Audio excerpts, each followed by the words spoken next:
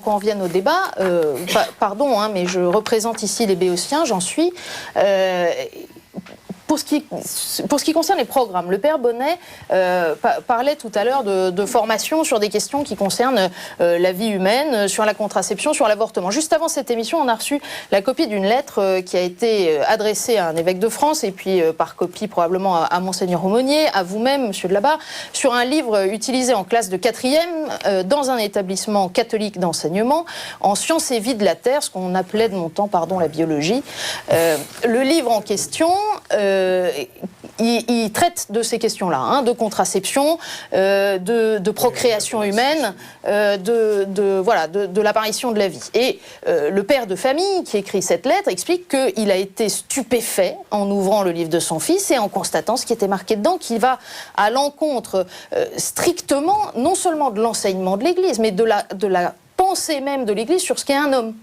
Et par ce livre, dans les exercices qui sont proposés, on invite les enfants, les collégiens de 4e, à faire eux-mêmes des slogans pour promouvoir le préservatif en l'occurrence, mais aussi la prise de la pilule contraceptive.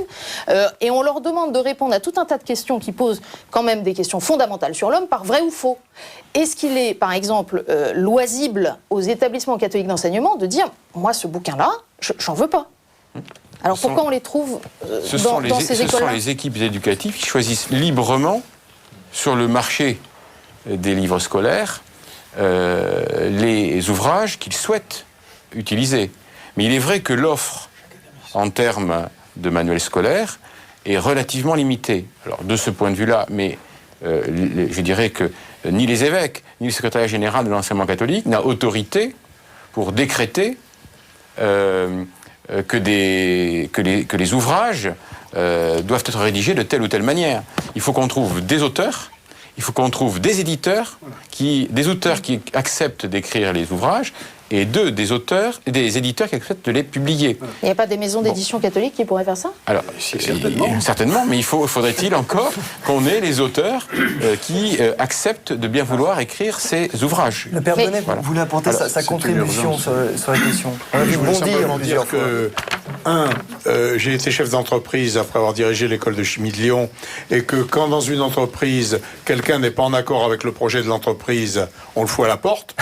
Hein, et on gagne au prud'homme. S'il est contre le projet de l'entreprise, on gagne au prud'homme. Bon, alors... c'est un modèle qui serait duplicable dans l'enseignement catholique ? Alors, je pose la question. Hein. Je suis ancien chef d'entreprise, je pose la question. Deuxième question que je pose, on a séparé le CAPES du CAFEP, hein, et j'ai fait des petites... On peut expliquer pour les non-initiés c'est le même genre de concours, je dirais, avec les mêmes programmes, mais où quand on rentre dans l'enseignement privé, on y restera, et quand on rentre dans l'enseignement public, on y restera. Ma petite dernière croyait, parce qu'elle n'avait pas suffisamment regardé les textes, qu'avec le CAPES, elle pourrait faire les deux. Elle a passé le CAPES, elle est dans le public. Hein.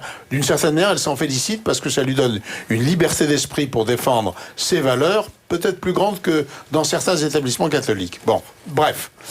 En tout cas, ce qui est certain, c'est qu'il y a des gens qui se lancent dans le CAFEP.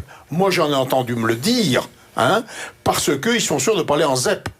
Parce qu'en général, les établissements catholiques, j'allais dire, ont un milieu socio-culturel plus élevé, etc. Et qu'autrement dit, il y a des établissements qui ont d'ailleurs joué ce jeu-là, et qui sont des établissements dont là aussi je me pose la question en père et grand-père, est-ce qu'on aurait dû leur laisser le label d'enseignement catholique ?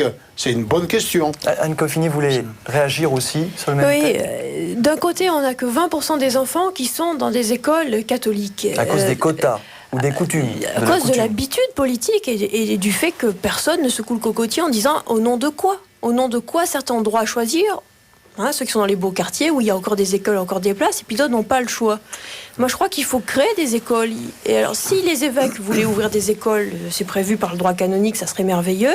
Et s'ils ne le peuvent pas, eh bien, je pense que c'est à des laïcs de le faire, et ensuite de porter le projet aux évêques en disant est-ce que c'est bien ? Est-ce que c'est bien dans l'esprit de l'Église ? Le désir, il est là, mais ce que je voudrais, c'est peut-être que nos interlocuteurs, à partir de nos propos, n'en retirent pas la conclusion que, parce qu'on entend ça sans arrêt, l'école catholique c'est pour les riches, l'école publique c'est pour les pauvres. Je veux m'inscrire en faux contre ça. C'est une généralité, et c'est une généralité, elle est inexacte. Frères des écoles chrétiennes, alors, pas il est d'accord. vrai. Alors, j'aimerais bien que le frère puisse nous en parler et que monsieur Delabarre, parce que je crois, même si nous avons un effort à faire, bien qu'ayant peu de moyens, il faut quand même dire qu'on a été, et on est toujours, en grande partie, pionniers, y compris dans ces domaines-là. Nous n'y pouvons rien, mais c'est ainsi. Sur Rouleau du Gage. Oui, c'est vrai que nous avons souvent tendance à considérer que nos écoles répondent à une demande pressante des familles. Ça peut être le cas de certaines écoles, mais il y a des lieux où les écoles sont là quelquefois depuis longtemps, dans des quartiers populaires, et où il y a une attente éducative des familles, celle qu'on a entendue tout à l'heure, et on ne peut pas dire que l'on ne s'adresse pas aux tout venants. C'est vraiment tout le monde. Et non seulement ça, mais je dirais qu'actuellement, nous sommes même sollicités pour des ouvertures en des lieux de très grande pauvreté dans l'outre-mer. On verra ça tout à l'heure, hein, avec un reportage en particulier dans un établissement dans le 9-3, comme on dit en Ile-de-France.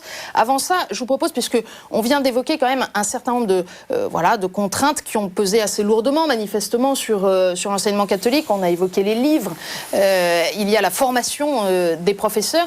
Monseigneur Quatennose, encore lui, a une proposition audacieuse à faire. Je propose qu'on l'écoute. Il y a tout le problème des contrats. Il faudrait, me semble-t-il, avoir l'audace d'ouvrir des négociations avec les pouvoirs publics sur de nouveaux types de contrats. Je crois que nous avons le type de contrat que nous connaissons tous, avec le problème majeur aujourd'hui de l'embauche des maîtres. Si les écoles, les chefs d'établissement ou les responsables de tutelle n'ont plus d'emprise sur l'embauche des maîtres, des professeurs, nous risquons d'ici quelques années d'avoir des corps enseignants qui seront de plus en plus loin de ce projet éducatif chrétien tel que Rome souhaite que nous le mettions en place dans tous nos collèges, nos lycées et nos écoles. Monsieur Delabarre, négocier de nouveaux contrats avec l'État, est-ce que c'est possible? Est-ce que c'est souhaitable? Est-ce que c'est tout à fait utopique? Quelle est votre réaction à chaud? La loi de 59, la loi de Bray, je dirais, elle garantit un équilibre qui est à peu près pérenne et à peu près accepté par tous. Est-ce que c'est intouchable? Excusez-moi, est-ce que c'est intouchable? Je pense que aucune législation n'est définitive.